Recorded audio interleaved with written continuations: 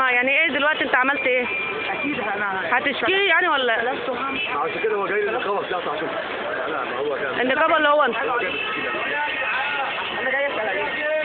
انا استلفت وهعمل حاجات من اول وجديد واعملها من اول. طب ما هيجي يكسرها لك تاني هتعمل ايه؟ ال 30 سنه ولا هو ربنا فيها الجاي والبلديه. عشان كده احنا عملنا نقابه احنا بيعيشوا يوم زمايلهم يعني. حد فينا ده مش جربوها احنا بياعين معانا درس في الشارع. احنا قلنا طب ده احنا التوظيف انا عندي 3 عيال انا قاعد في شقه قاعد جديد بدفع 450 بدفع نور بدفع ميتي. طب قبل ما تقف هنا كنت شغال ايه؟ برضه بياع في الشارع انا برضه طول عمري بياع من اساسك يعني. انا طول عمري بياع في الشارع. انا هنا وعشان ما اديتش بتاع البلديه فلوس راح كسرها لك. يعني لسه زي ما احنا. هو ده اللي انا خايف منه ان انا رجال الاعمال تقنني تاني وتخليني ماليش لازمه تاني. هو ده اللي انا خايف منه. هو مين اللي قال لحضرتك ان في حاجه صغيره؟ مين اللي قال لي؟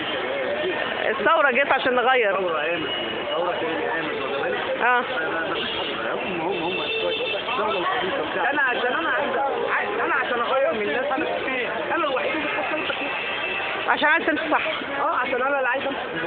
وبعدين انا عامل بكيتي والله ده اللي انا كنت لسه بساله للناس برضو زي حضرتك كده بقول لهم في حد بيفرض عليكم فلوس بيقولوا لي لا. يبقى انا سؤالي كان صح ان في حد فعلا بيفرض فلوس. هو هي مش فكره فلوس هو يجي يقف يتمحك والكلام ده كله وايه يا عم شوف نفسك والكلام ده كله. الطابور الخامس الطابور المحافظات دلوقتي الطابور الخامس مش المحافظ الفرقه اللي هي ايه الطابور الخامس ده يعني ايه معناها ايه؟ الموظفين كبار الموظفين اللي ماسكين الرخص بتاعه الاكشاف وبتاعه المصانع وبتاعه المناطق دول بقى ما كانش يقبضوا ما بيمشيش لغايه دلوقتي. ده اسمه الطابور الخامس. ده الطابور الخامس. ماشي. ده بتاع 2014